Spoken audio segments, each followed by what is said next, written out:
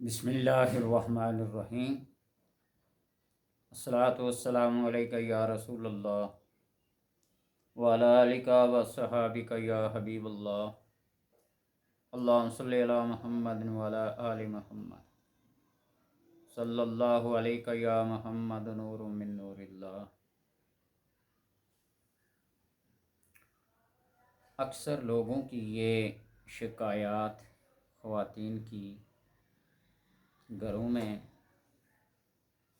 خون کے چھینٹے، کہیں گوشت کا کوئی ٹکڑا چھت پہ کسی کمرے میں یا کپڑوں پہ کہیں کٹ لگ جانے، حالانکہ وہ عام استعمال میں نہیں ہیں، کسی کبڈ میں الماری میں رکھے ہوئے وہاں بھی ان کو کٹ لگ جانا یا خون کے چھینٹے ان پر پڑنا، یہ بہت ساری ایسی چیزیں ہیں، باتیں ہیں اور وجوہات ہیں۔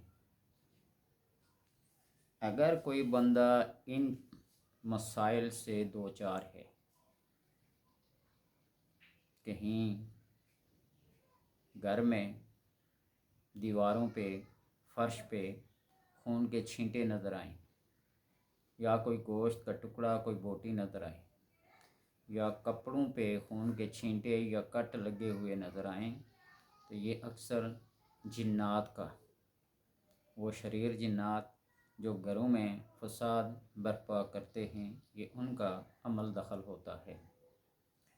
بعض دفعہ دروازے اور کھڑکیاں یا برتن کھڑکنے لگتے ہیں، ٹوٹ پھوٹ کا شکار ہو جاتے ہیں۔ تو ایسی سب صورتوں میں، ان حالات میں سورہ طارق 30ویں پارے کی والسماء والطارق وما ادراک ما الطارق النجم الثاقب، اس کو پڑھیں۔ فجر کی نماز کے بعد کوئی زیادہ ٹائم نہیں لگتا، صرف 3 بار، 5 بار، 7 بار پڑھ لیں، کم سے کم 3 بار پڑھیں، اور چاروں طرف پھونک دیں، دم کر دیں، یا پانی کا گلاس پاس رکھ لیں، پڑھنے کے بعد اس پہ دم کر کے چھٹکاؤ کر لیں۔ اگر کسی کو یہ مسئلہ ہے کہ کپڑوں کے اوپر چھینٹے پڑتے ہیں، اس پانی کو پی بھی لیں۔ اور اگر اس کے علاوہ کوئی زہریلا جانور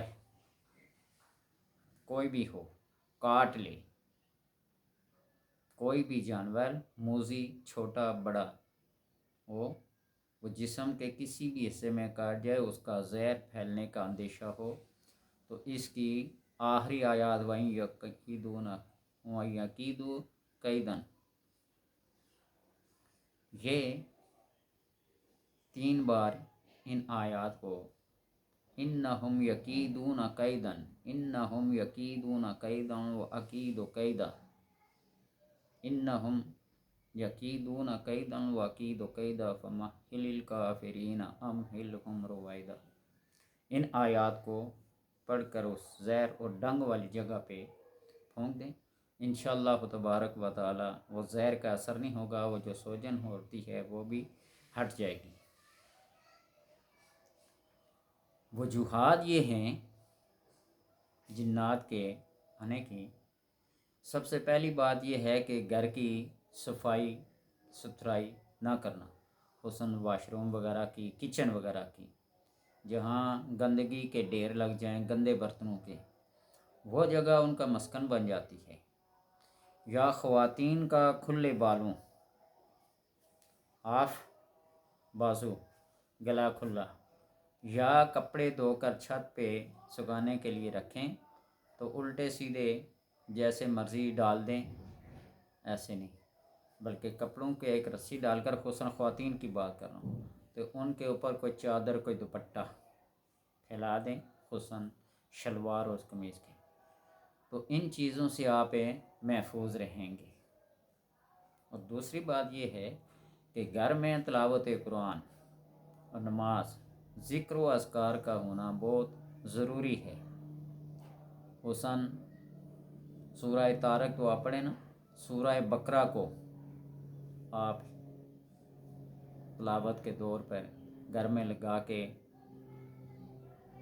دھیمی آواز میں، درمیانی آواز میں، آج کل کون سا مشکل ہے۔